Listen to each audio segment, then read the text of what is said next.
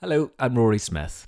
This episode is brought to you by MindJournal, the world's #1 best-selling journal for men.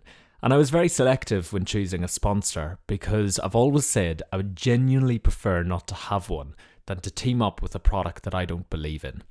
I'm a huge fan of journaling, and one of the main reasons for choosing MindJournal is that it's developed with psychology professors and therapists and based on proven science, and that's why I believe it works for me. If you want to get into journaling, upgrade your experience, or give it as a gift to someone, then go to mindjournals.com and enter RorySmith10 at checkout for a 10% discount on selected products. I only have sponsors I truly believe in. MindJournal has helped me, and I really hope it helps you too.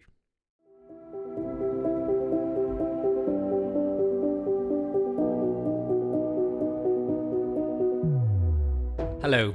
Thank you for choosing to listen to this episode of Be My Guest with me, Rory Smith. To be honest, there's not much for me to say in this introduction because, as you're about to hear in the next 50 minutes or so, Asma's powerful words of wisdom and compelling life lessons simply speak for themselves.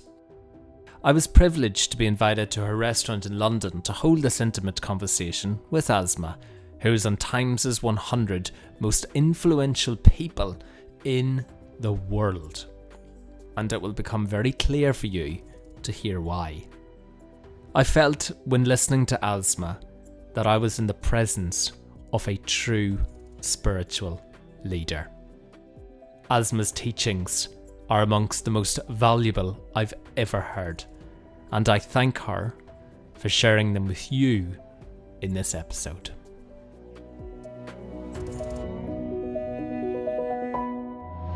A restaurant for me is a place where paying customers come and they're served food.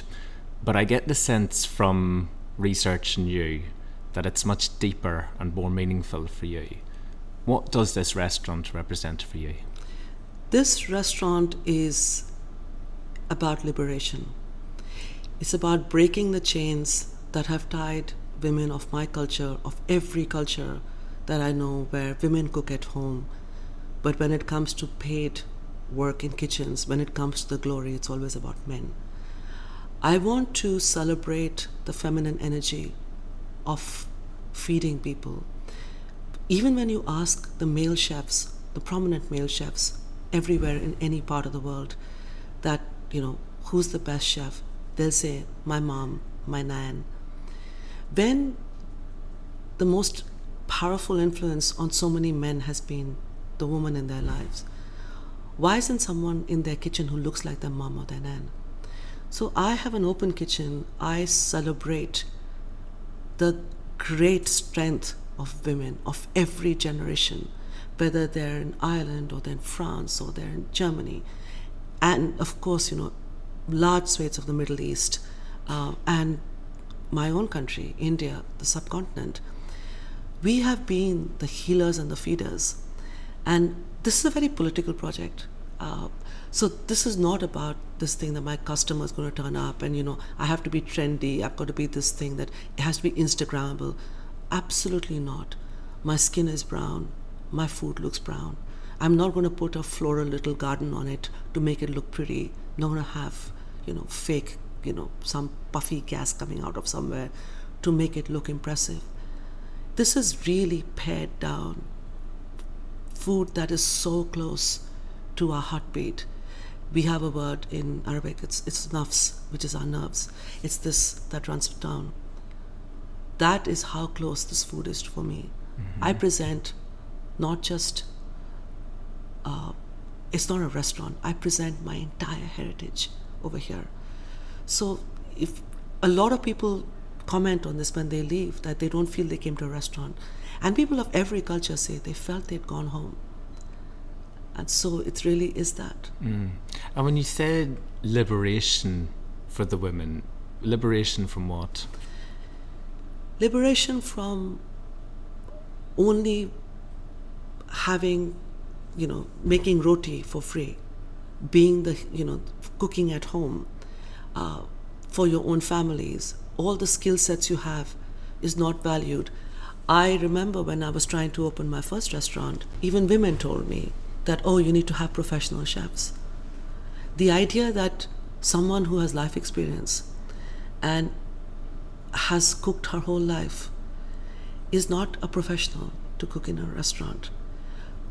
So we have liberated them from that drudgery that you are only good enough to cook for free. You will cook in your families, you will feed, you will eat last, you will serve everybody. This is there everywhere in so many cultures, especially agrarian cultures.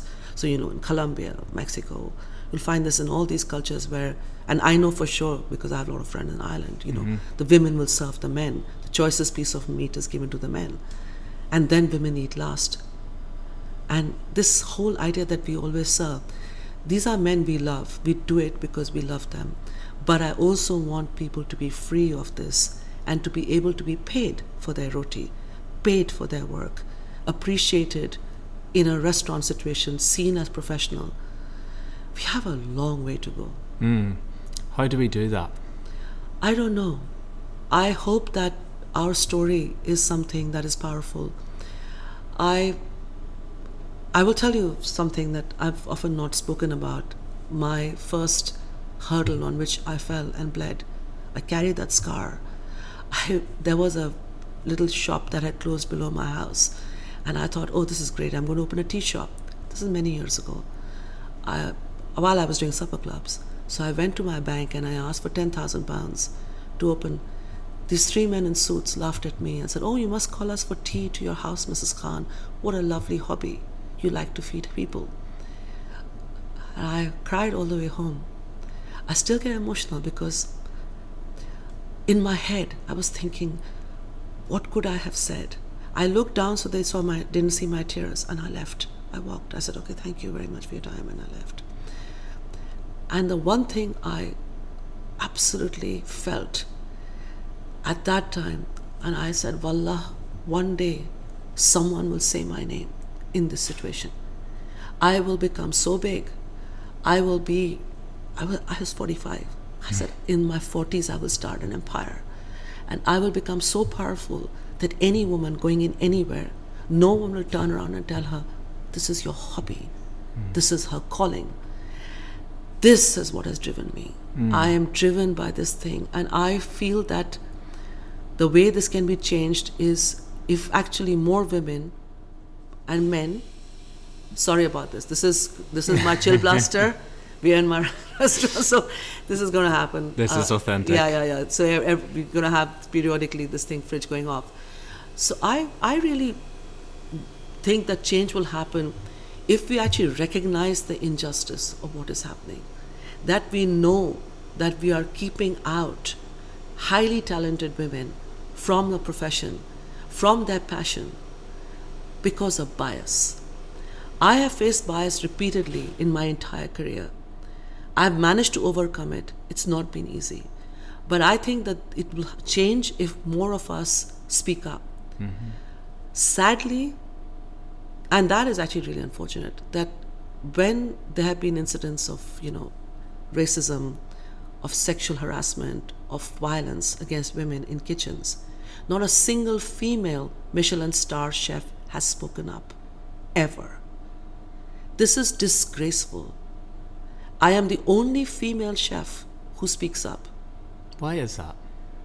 Because they want to be in that sacred club, which for me is an all-white Mayfair club where women can come up, but they're not members. This is that club that is hospitality. Wake up, understand this is where you're working. We need to dismantle brick by brick institutions like this. The way the hospitality has been set up, it is a lot of self-selection. Just see who's on television. This is like they keep everybody else out. You've got to fit in with the norm of who they are. You've got to be pals with everybody. You cannot be the one calling it out. You cannot be the heckler. I am absolutely on the fringes of hospitality. I am the heckler. I am the activist, but I am the disruptor. I will disrupt and I will shake the world where I am, because I understand something that a lot of people don't understand. A CEO will be replaced by a CEO. The head of a bank will be replaced by a bank. The day a head chef goes, another head chef will take their place. Your legacy has to be so powerful that it resonates for centuries. People will be able to say your name afterwards. I want a woman to be able to say my name when she reaches that position where she walks into a space and they tell her she does not belong, that this is not the space for her. Say it. And the problem is that it will not change if we do not have enough people who are changing the kind of balance of power. So at the moment, every day I know I live one day less. I am driven by this crazy desire to be on the wings when my act is over and I step off. I want to stand on the sides and I want to applaud another woman who is going to achieve more than me. This is very, very, very personal. It is more important for me than anything else. And I want women of every color, of every age. I want them to go on stage and own it. Right now, we only are on stage with permission. If we hang out with the guys and we are pandering to their egos and we laugh at their jokes, no. You walk on stage, the spotlight hits you, you speak the truth. You speak without fear. I'm very conscious when I get opportunities. This is why I'm also very happy to speak to you, because I know through you, my voice will go to places where I cannot reach, but you can help me. And men are our allies. This is not about us and them. It's always been, and I hate all these kind of, the feminist kind of, banter that people have. It's not. And I know for sure that there are empathetic men in the kitchen who are our allies. Men, especially for their sexuality, their learning difficulties, their color of skin, are as harassed as women in a lot of places. This is not just women. It is people who are different in any way. They are oppressed. They are pushed around. The kind of abuse that comes. Most kitchen porters in kitchens, especially in London, are black. I am friends with a lot of them. And the first thing they say is, when there's a problem, it's the race slur that comes out. How unacceptable is that? Imagine if you were CEO of a company, someone let you down, you wouldn't survive. If you had shareholders, you would be sacked. No one, even now, it took a long time, but in Hollywood as well, people have to be careful. You cannot go around picking on people. You cannot go around oppressing people. Somehow, this is allowed in hospitality. In the kitchen, I'm saying this now as a lawyer, the level of touching without consent that happens, the violence, the aggression that happened outside that kitchen, that head chef, the head sommelier, would be in jail. This is a criminal offense. The definition is clear. You're touched against your consent. You are threatened. All of this. I have young women who work in kitchens who've told me they're terrified to go into the walk-in fridge. Can you imagine? This is your workplace. You're scared that the moment you go in, some guy is going to follow you, and that they can't get out. That they're stuck in the. That they know that there is a competition going on of who's going to touch which part of her body first. A new girl who comes in, who's going to make her cry first. People have admitted to this. Male chefs have admitted to this, that this is the competition that starts the moment a young girl comes to the kitchen. Who's going to have sex with her first? Who's going to touch her first? Who is going to make her cry first? I am ashamed that there are so many powerful people in this industry who keep quiet. Look at all the television shows. It's the same people because they fit in. They would not call on people who are the outspoken people. You've got to come in and you conform. That is unacceptable. I will not go to those spaces where I'm muffled. But everybody else goes in muffled. They go in there with their blinkers on. They stay silent because, I'm on television. I've got a show. I don't want to be in those spaces where there is no honor and respect, where there is fear, where you need to conform. I feel nobody has been born to crawl through life. Everybody has been born to kiss the sun and be free. You don't have to worry about, where's my future, I need to fit in. I don't want to upset people. This is why people are silent when there are allegations of abuse, where there's allegations of physical, absolute sexual harassment of young women, of young men in kitchens. They keep quiet. They keep quiet because they don't want to lose privilege. What is that privilege worth? How do you look at yourself in the face, in the mirror, and know that you did the right thing? I want to be on the right side of history. It took a woman that I was not going to get off my space on the bus. Segregation ended. Apartheid ended. Occupation will end. Every injustice will end when there enough people speak up and they understand that your voice matters. You will lose privilege. You will lose out somewhere along the way. But you have left a legacy. I describe what I'm doing every day. I'm sowing a harvest I will never reap. I am fighting a battle for women who are not even born. But I know that when my time comes and I go, I would have made sure I cleared the pathways for others.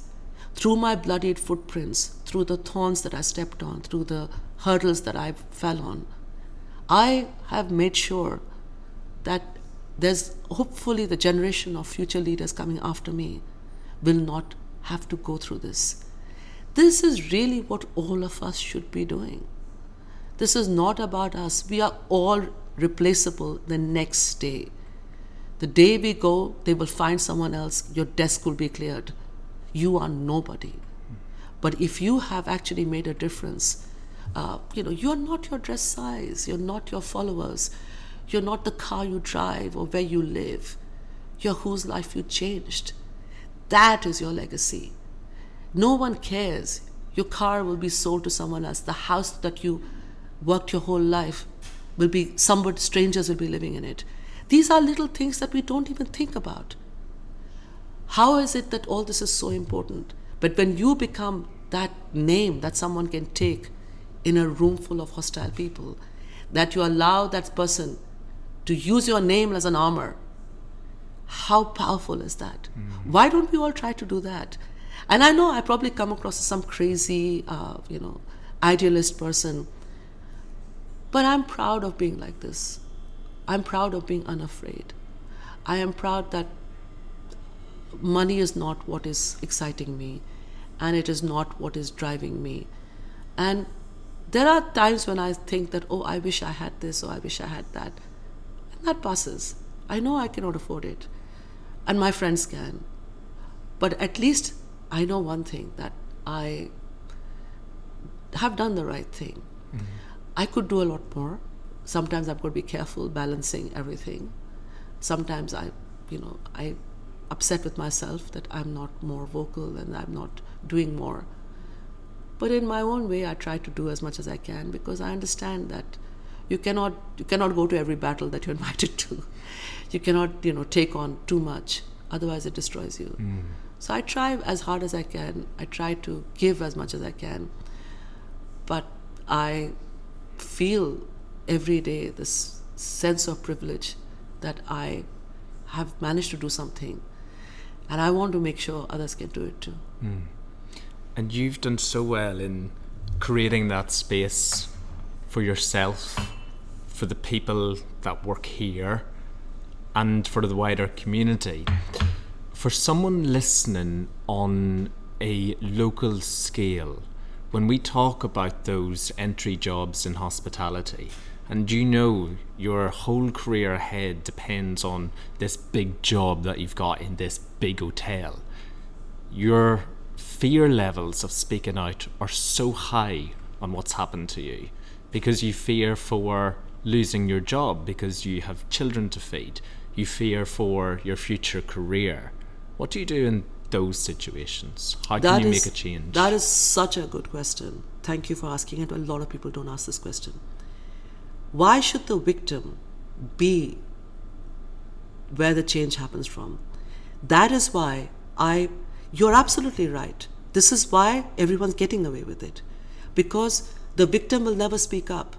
because they're all worried. I have met girls who have showed me bite marks on their skin. Can you imagine how depraved and demented someone is to have bitten a young girl? And then he sexually, he touched her. I told her, what did you do? She said, I went to the restaurant owner, and that person said, this is the honor of French culinary tradition. You've got to keep quiet. You cannot bring disgrace to our profession. And he told her, if you want to make it, you stay quiet. I spoke at stage, I came down. The way she howled and wept and held me, I felt her whole body was bruised. I felt scared to touch her because I understood she'd come from that pain. But she cannot take on people. So that, the question you asked, the answer is people in positions of power. Restaurant owners, head chefs, head sommeliers, the GMs. It cannot be bottom up. The change has to come from top down. That is the problem that is not happening, because that top echelon of hospitality are a rotten lot. They are not trying to make an effort to make a change. The problem is there's a lot of self-selection happening. And in that thing, it's a man's club. Everybody knows each other. There's all deeply networked. And there's another element, which is a separation of ownership and management. Too many people, there are VC funds or they're just ultra-rich people who've decided to open a restaurant, hand over the management and the running to someone. That someone becomes king. Then there are the kingmakers. And between them, they crush the souls of the people who are working. I very strongly feel we need to unionize hospitality workers. I know this is an unpopular thing, and as a restaurant owner, I want to unionize. I think that unions have got a bad reputation for nothing. Collective action works. If everybody knows that they're safe, if someone actually has physically hurt them, that they are protected, they need to know that they have rights. There is, and unless you're the Ritz, you don't have an HR department. In a small restaurant, in a little space, in a kitchen, if you have actually alleged that somebody actually sexually did something to you, all the sniggering that you face, and these are real stories, people have told me this, they went and spoke to someone to complain or to ask for justice, they had to leave because stories were given, pictures were shown of all kinds of things, photographs being taken when they're changing. These are the things that, how can you work in that space? And this is what the difficulty is. So yes, change cannot happen when you are afraid of your own position, when you are so passionate about your job that you want to stay. This is also why all these Michelin star females are keeping quiet, because they want to still belong to this club. They want to be in this elite club. I asked Michelin that it took them ages to reply to me. I said, why can you not take back the star from a restaurant and a chef when there has been proved allegations of abuse? They said, we cannot monitor to that level. Of course you can. Of course you can. There's no will. There's no desire to actually discipline. If you know, and actually all of us know, that if we can get away with it, even I'm no angel, I would do stuff that I could get away with, When no one's watching, I always eat that second donut. And but I don't when I know people are watching, because I don't want them to think that, I'm kind of this crazy person who eats 2 donuts. We all do things that are bad and naughty at a kind of, innocent level, where you eat more donuts than you should. But the problem is that when it becomes about violence and oppression and sexual violence and emotional trauma that you are giving to someone else, you damage them forever. And it's not, and one thing that no one speaks about, and I want to speak even though this is not something that is my lived experience, a lot of young boys who come into hospitality come in from having done vocational degrees. When they have struggled in school, either because of learning difficulties or other difficulties, family, they're often encouraged to go to vocational school. In vocational school, many of them take cooking because it doesn't require them to read and write. Then these young boys come into kitchens. They're called cretins and spastic, and they're called all these names. These young boys who have already got a chip on their shoulder from not being in the same school as their friends. many of them working class, many of them from single parent households, coming from households where they have not seen good male leaders, or they don't have a role model that they can look at. They are thrown into this space where their male oppressor is a powerful chef. No one speaks about this. I know this because I have gone to catering colleges. I've talked to these kids. They are young boys. They are boys who have stutters. They've got they are very awkward because their sexual orientation is not accepted by their family because of the many of them South Asians especially. It's a big problem for black families. People who are very religious, they will not accept their son. When they have come through this fire of torment into actually a fire in a kitchen, and they are treated like this, why are we not speaking for them? This is unacceptable. And if this makes me unpopular, I don't mind. I want to amplify those voices, which for now are silent or very, very soft. Where will you find this young boy who will speak up? No. Where will you find this young girl who will talk about the sexual violence that she's been through? They will never speak up. I speak for those who cannot speak. I speak without fear because my success matters nothing to me.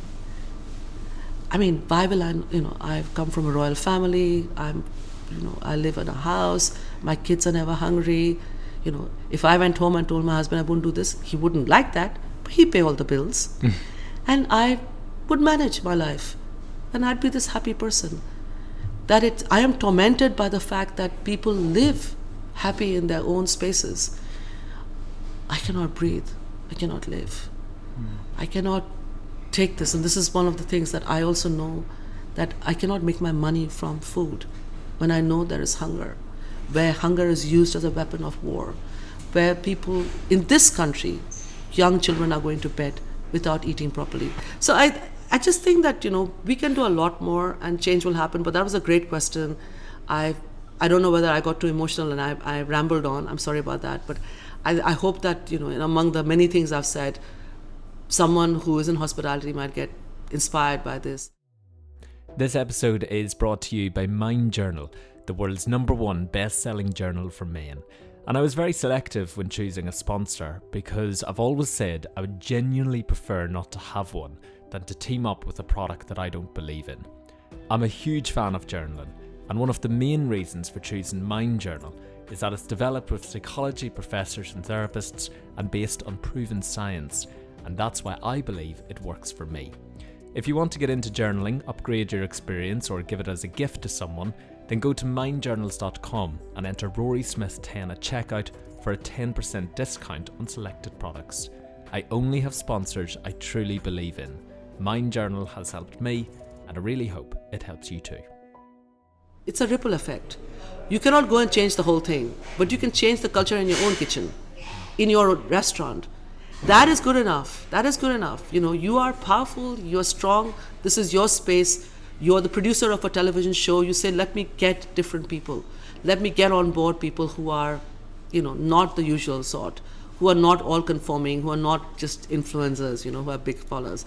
Don't let me just not make that a consideration. Let me also bring on voices that don't have space on TV, that you don't see, cuisines that you do not see. You need people to be brave. You need people to step out of that kind of fear that I need to, be in this echo chamber. No, you don't. Get out of the echo chamber and do something positive. And that's interesting because that's exactly what you've done your whole life. To go from trained lawyer to supper clubs to opening your own restaurant. And like we say, it takes someone like you to hold out your hand for those behind, to show them there is a way of doing it. And it sounds very encouraging and it sounds very inspirational. But it also sounds very scary, and there's a lot of fear in doing that. For someone who says, I want to create my own space, I'm not going to be put in a box, I'm going to make my own box, just like you did. How do you get over that fear, to find that confidence to in your case as well, learn about business. You didn't know about tax returns, about VAT, about starting a company. How do you do that? It's very hard. I managed to build a tribe around me who supported me. Here, the tribe, unlike other tribes, did not look like me. Some of the most absolutely my backbone have been men, white men, men who did other things, stepped in to help me. I also got a lot of support from women of different cultures. My closest friend her father had a tofu factory in Chinatown. She's of Chinese origin. Crazy old kind of, tradition of, running restaurants. And she's a kind of high-tech banker, really powerful. She stepped in to help me. So there are allies. We need to step out and say, you cannot do this on your own. Never ever. There are some people who make you think they made the electric car on their own. There are CEOs who like to present themselves as this all-powerful, tormented genius, the Van Gogh of the world. Yes, Van Gogh painted that on his own. But these people who bloody running electric cars, you have an absolute team doing your work. When you want to do something, find your tribe. Very, very important. Go look for allies. Most importantly, do not sell your shares. Do not go for VC funding. Do not go for people and give them your shares of your company for free, for a little bit. This is going to really impact you. And find people who want to help you, who have skill sets that you don't. I can't even change the stupid SIM in my phone. So when I go to India, I tell the driver, can you change my SIM? Because he's like, so I can't even make a call till I sit in a car because I don't know how to change the SIM. That doesn't make me stupid. I just don't have the skill set to do that. I acknowledge. First thing, that if you want to do something different, sit down and make a list. These are my strong points. These are my weaknesses. These are my weaknesses. Who can help me? What skills can I learn? What skills are beyond me? Like, I still cannot do Excel sheets, and I cannot do business plans, and I cannot understand some amounts of the tech stuff that, something goes wrong on the cash, till I would like to be dead. I would not understand how to do it. But somebody else will. But the thing is that it's very scary. It's worthwhile. It's worth the risk. But one thing I need people to understand, you will fail. You will fail in things that you may want to do. It may not be exactly what you want. Most importantly, be kind to yourself. Being a sole founder, being a sole female founder, is the loneliest place to be. And if you can bring people on board with you to help you along your journey, to just be there in your bad times, it makes it a lot easier. But it is not easy. I can absolutely tell you this. And I am successful, yet I struggle. I struggle with a lot of things. Every day is a challenge. But every day I smile before I go to sleep because I am free. I am free from all the restrictions that would have come if I worked for someone else. That sense, if you can latch on to those moments of joy, then the dark moments, you survive. I don't want to present this picture that it's going to be all smooth and easy. It is not. It is hell. You keep having to go through fire. And I feel, as a female restaurateur, as a Muslim, as an immigrant, I have had to go through more battles and fires than other people. I've had to run a different race from a white man, from a white woman. Yet I won. I'm victorious. I want to say I'm victorious because in my accented voice, I want someone to know. Practice that. Look at yourself and say, I'm victorious. You will be victorious. It's a mind game. You've got to know that when things are tough, it'll get better. Day will always follow night. Night is never endless. Look at nature. Hold on to this. I remember the first winter I came to this country. I walked through the backs of King's College in Cambridge. All the trees were naked and bare. I ran my hand down the bark and I felt like, this is me. I'm stripped of everything. I'm uprooted. I'm lonely. I don't like the weather. I don't like, where I am. I didn't think the tree would ever have a spring. I didn't think I'd have a spring. Spring came for the tree and for me. You have to be hopeful. If you are hopeful and you are, if not spiritual, or you have some belief that you hold on to, that you can go back to, you do need to have an inner core of belief of some sort. That makes the journey easier. If it is not spirituality, then this is faith in nature and understanding, music, poetry. Read poetry, listen to music. Keep your inspiration, knowing, surround yourself with positive sounds, even if it is not human. Listen to music. And I think that it's not impossible, it's tough, but the reward is so huge. Don't get off. Don't get off.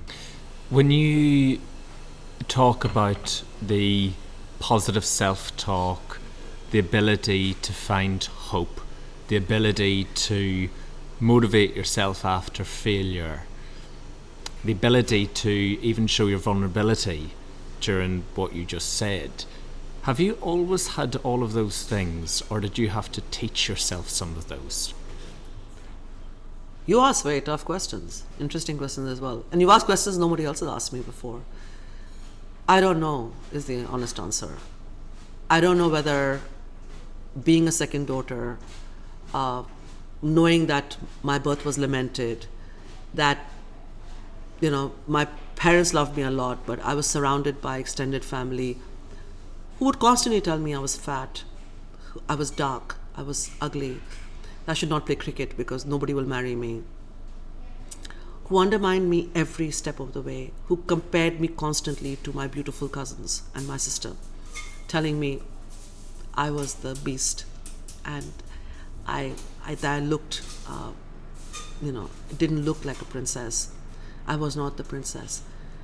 The prettiest of them all, my sister, held my hand and said to me, and I was must have been 4 or 5.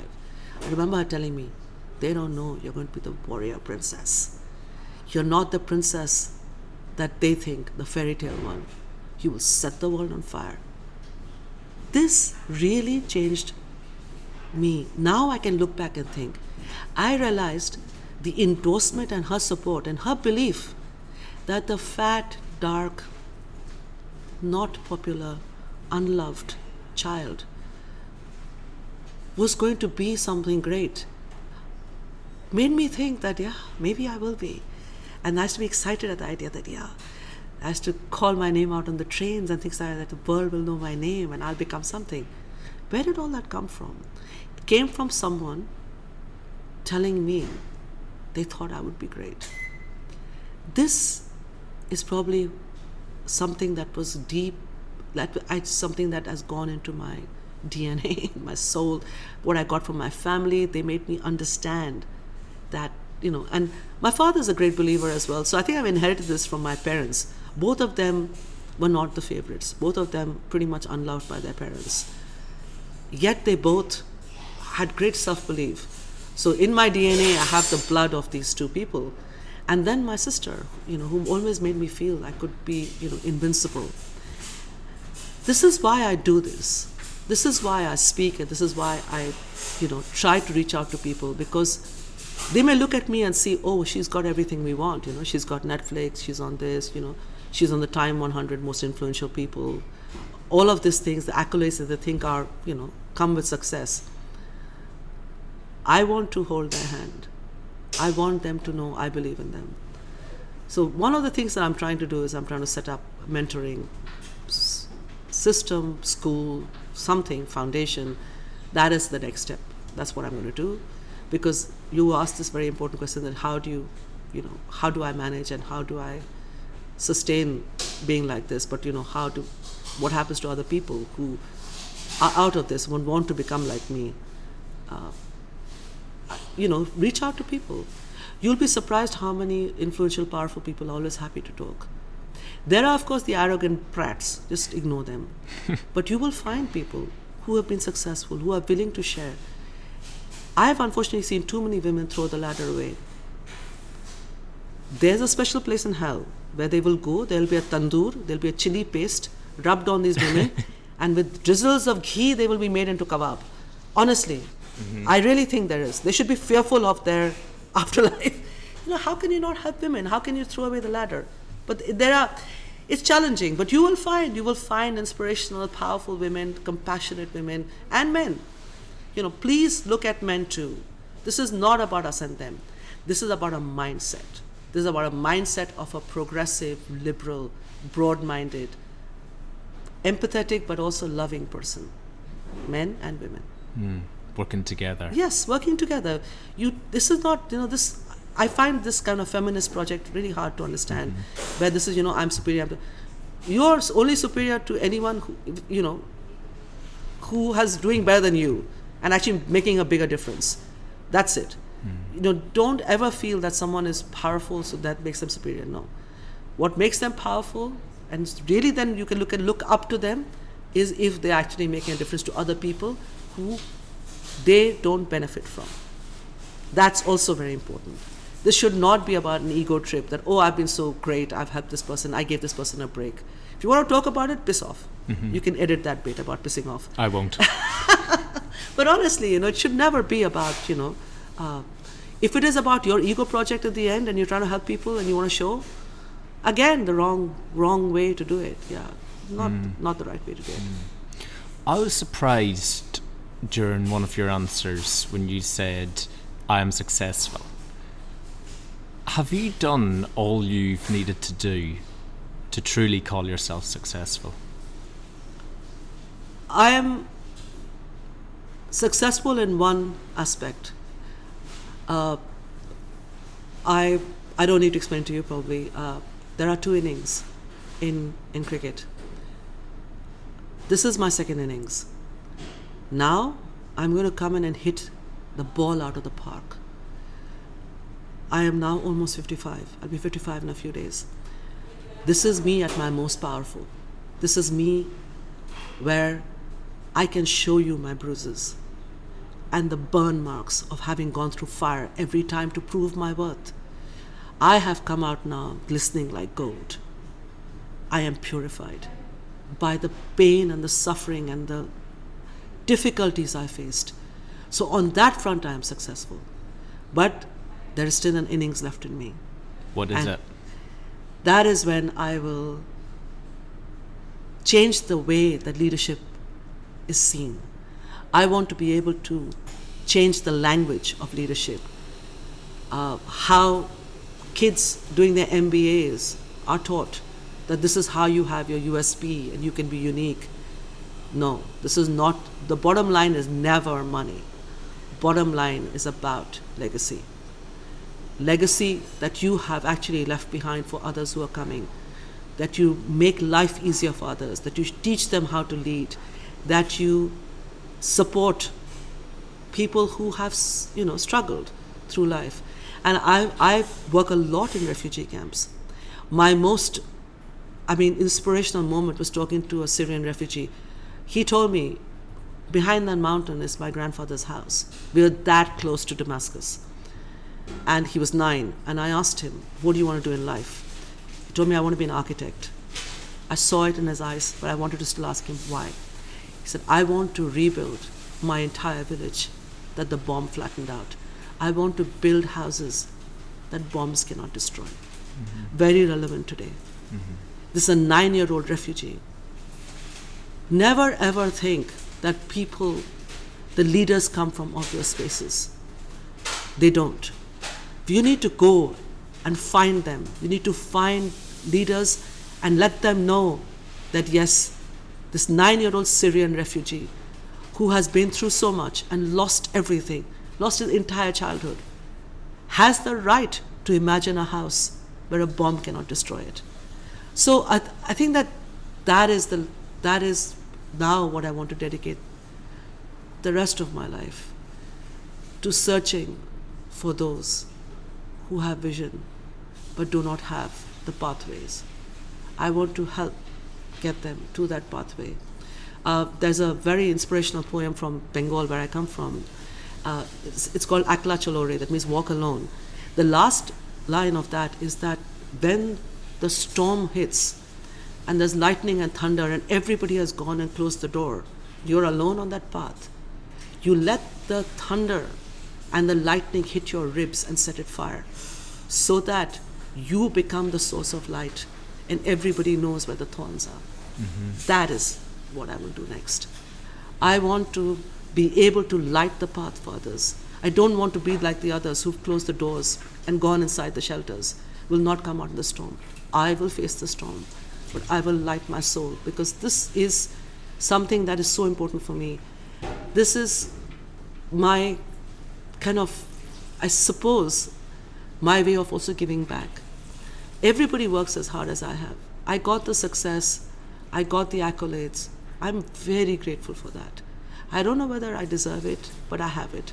I want to make sure that I do enough to have made it feel, at least for me, that I can live with the success.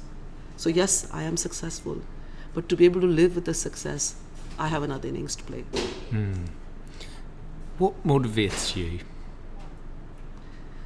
I think faith. I was raised in this kind of deeply spiritual way, surrounded by poetry and music, and a father who told the most amazing stories.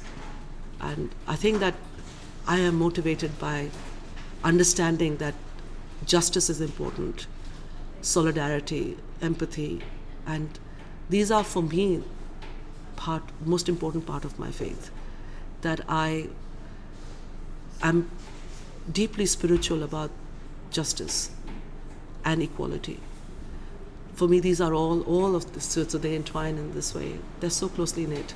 So I am motivated by all these different strands, but they come under this umbrella of my faith, that I feel that you've had a good life, you've not had to struggle, you must do for others.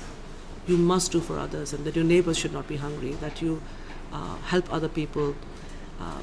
I think that's what really drives me. Finally, Asma, I'll end on this. Your father once told you, Asma, surround yourself with birds who sense light in the darkness, who tell you that dawn is coming, and be that bird for others. You said that's the advice that you've carried in your heart. What's the advice that you hope your children will carry in their hearts? My children, this is, one of the things, I was talking about spirituality. This is such an important, thank you for that quote. Yes, I think my children have got it. They've understood. My children are very political. They understand justice. And they also know that it is, they also have to sow a harvest, which they will not see, that they will never reap, that they've got to be that person who's giving back to society and community. And I think that is really something that I know both my children, both my boys, have shown me already, their ability to understand this importance. And I hope every child, I have a lot of faith in the youth, in the students today. I really feel they get it. They understand about the environment. They understand we have destroyed everything for them. All these male leaders who are at war everywhere that there is destruction, it's men who are doing this of a certain age. I think that young people are going to be our salvation. They're going to come in, they understand justice. So I think that my children and a whole generation of people that age, I'm optimistic. And I hope I will see some of this. And I want to end this conversation on a positive note. I've talked about the darkness, I've talked about the difficulties, I've talked about the rawness and the pain of failure and suffering. But I think a beautiful dawn is coming. And I can hear the birds. And I know that it's the youth, it's the young people. It's an opportunity like this, you're a young person as well, who, are reaching out, who are the storytellers. The young storytellers will own the world.